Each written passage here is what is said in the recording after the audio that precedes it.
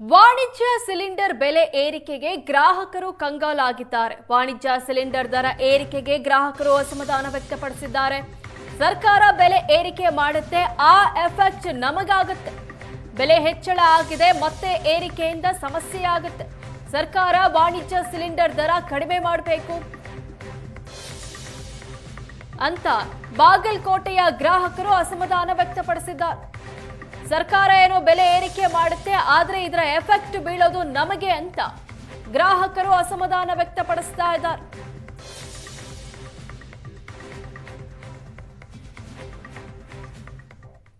ಅಂತಾರಾಷ್ಟ್ರೀಯ ಮಟ್ಟದಲ್ಲಿ ನಡೆದಿರ್ತಕ್ಕಂಥ ಯುದ್ಧದ ಪರಿಣಾಮವಾಗಿ ಇವತ್ತಿನ ದಿವಸ ಏನಂತಂದ್ರೆ ಸಿಲಿಂಡರ್ನ ದರ ದಿನೇ ದಿನೇ ಹೆಚ್ಚಳವಾಗ್ತಾ ಇರುವಂಥದ್ದು. ಯಾಕಂದ್ರೆ ಪ್ರಮುಖವಾಗಿ ಮಾರ್ಚ್ ತಿಂಗಳಲ್ಲಿ 144 ರೂಪಾಯಿ ವಾಣಿಜ್ಯ ದರ ಒಂದು ಸಿಲಿಂಡರ್ ದರ ಏರಿಕೆ ಆಗಿತ್ತು. ಇವತ್ತು ಏನಂತಂದ್ರೆ ವಾಣಿಜ್ಯ ಸಿಲಿಂಡರ್ ದರ 991 ರೂಪಾಯಿ ಆಗಿರುವಂಥದ್ದು. ನಾವೀಗ ಬಾಗಲಕೋಟೆ ಏನಂತಂದ್ರೆ ಇಲ್ಲಿ ಒಂದು ಹೋಟೆಲ್ ಇವೆ, ಇಲ್ಲಿ ನಾವು ದೃಶ್ಯ ನೋಡಬೇಕು. ಯಾಕಂದ್ರೆ ಪ್ರತಿನಿತ್ಯವೂ ಕೂಡ ನೂರಾರು ಗ್ರಾಹಕರು ಇಲ್ಲಿ ಬರುವಂಥ ಜೊತೆಗೆ ಏನಂತಂದ್ರೆ ಅವರು ತಿಂಡಿಗಳನ್ನ ತಿಂದು ಹೋಗುವಂಥದ್ದು, ಉಪಹಾರ ಮಾಡ್ತಕ್ಕಂಥ ಒಂದು ದೃಶ್ಯವನ್ನು ಕೂಡ ನಾವಿಲ್ಲಿ ಕಾಣ್ತಿದ್ದೇವೆ. ಎಲ್ಲ ಒಂದು ಕಡೆ ಇವತ್ತಿನ ದಿವಸ ಈ ರೀತಿಯಾದಂಥ ವಾಣಿಜ್ಯ ದರ, ಆ ಒಂದು ಸಿಲಿಂಡರ್ನ ದರ ಏರಿಕೆ ಆಗಿರುವ ಕಾರಣದಿಂದ ಒಂದೆಡೆ ಎಲ್ಲೋ ಒಂದು ಕಡೆ ಆ ಹೋಟೆಲ್ ಮಾಲೀಕರ ಒಂದು ತೀವ್ರ ಅಸಮಾಧಾನವನ್ನು ವ್ಯಕ್ತಪಡಿಸಿದ್ರೆ, ಇನ್ನು ಇವುಗಳ ಮಧ್ಯೆ ಗ್ರಾಹಕರು ಏನನ್ನ ಹೇಳ್ತಾರೆ ಅನ್ನುವಂಥದ್ದನ್ನ ನಾವು ಮೊದಲದಾಗಿ ಕೇಳಬೇಕಿದೆ. ಸರ್, ಇವತ್ತಿನ ದಿವಸ ಮತ್ತೆ ಏನಂತ ನಿರಂತರವಾಗಿ ವಾಣಿಜ್ಯ ಸಿಲಿಂಡರ್ ದರ ಏರಿಕೆ ಆಗ್ತದೆ, ಇದರಿಂದ ಏನೆಲ್ಲ ಎಫೆಕ್ಟ್ ಆಗ್ತದೆ ಅಂತ? ಇಲ್ಲ, ಒಂದು 900ರಿಂದ 1000 ರೂಪಾಯಿ ಹೆಚ್ಚಿಗೆ ಮಾಡ್ತಾರೆ, ಇವರು ಮಾಡಿದಾರೆ.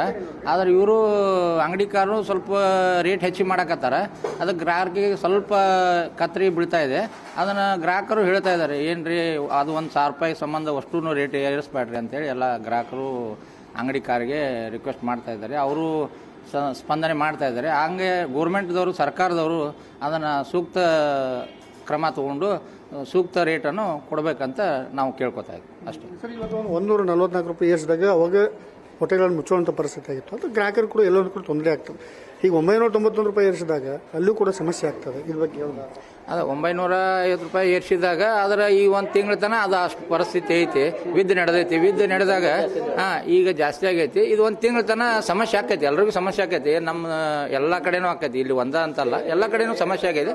ಅದನ್ನು ಸೂಕ್ತವಾಗಿ ಸರ್ಕಾರ ಗಮನ ತಗೊಂಡು ಸೂಕ್ತವಾದ ರೇಟನ್ನು ಕೊಡಬೇಕಂತ ಕೇಳ್ತಾರೆ ಅಷ್ಟೇ. ಎಲ್ಲೋ ಒಂದು ಕಡೆ ಈ ಸಿಲಿಂಡರ್ ಸಿಗದೇ ಇರೋ ಸಂದರ್ಭದೊಳಗೆ ಈಗ ಮಾಡುವಂಥ ಅಡುಗೆನೂ ವ್ಯತ್ಯಾಸ ಆಗ್ಬೋದು, ಆರೋಗ್ಯದ ಪರಿಣಾಮನೂ ಆಗ್ಬೋದು. ಅದಕ್ಕೆ ಇಂಥವೆಲ್ಲ ನೋಡ್ಕೊಳಕತ್ತಾರೆ. ಸರ್ಕಾರ ಏನು ಮಾಡ್ಬೇಕಂತ ಹೇಳ್ತಾರೆ? ಸರ್ಕಾರ ಅದನ್ನ ಗಮನ ತಗೊಂಡು ಸೂಕ್ತವಾದ ರೇಟನ್ನು ಸಿಲಿಂಡರ್ನ ಸರಬರಾಜು ಮಾಡಬೇಕಂತ ನಾವು ಕೇಳ್ಕೊತಾ ಇದ್ದೀವಿ. ಎಷ್ಟು ಸಾಧ್ಯ ಆಗೋದು ಅಷ್ಟು ಸೂಕ್ತ ರೇಟನ್ನು ಗ್ರಾಹಕರಿಗೆ ಆಯ್ತು ಎಲ್ಲರಿಗೂ ತೊಂದರೆ ಆಗಲಾರಂಗೆ ನೋಡ್ಕೋಬೇಕಂತ ಸರ್ಕಾರ ಎಚ್ಚೆತ್ತು ಕೊಡ್ಬೇಕಂತ ಅಷ್ಟೇ ಹೇಳ್ತಾರೆ. ಇದಿಷ್ಟು ಇಲ್ಲಿರ್ತಕ್ಕಂಥ ಗ್ರಾಹಕರ ಮಾತಾಗಿರುವಂಥದ್ದು. ಸರ್ಕಾರ ಏನೇ ಮಾಡಲಿ, ಒಂದು ಸಿಲಿಂಡರ್ನ ದರವನ್ನು ಒಂದಿಷ್ಟು ಕಡಿಮೆ ಮಾಡುವುದರ ಮೂಲಕ ಹೋಟೆಲ್ ಉದ್ಯಮಕ್ಕೂ ಕೂಡ ಅನುಕೂಲ ಮಾಡಿಕೊಡೋದ್ರ ಮೂಲಕ ಗ್ರಾಹಕರಿಗೂ ಕೂಡ ಅನುಕೂಲ ಮಾಡಿಕೊಡಬೇಕು ಅನ್ನೋಂಥ ಮಾತನ್ನು ಅವರು ವ್ಯಕ್ತಪಡಿಸಿರುವಂಥದ್ದು. ಬಾಗಲಕೋಟೆಯಿಂದ ಕ್ಯಾಮರಾಮನ್ ಮಂಜುನಾಥ ಕೆರೆಗಳ ಜೊತೆ ಮಲ್ಲಿಕಾರ್ಜುನ ಸ್ವಾಮಿ, ಏಷ್ಯಾನೆಟ್ ನ್ಯೂಸ್ಗಾಗಿ.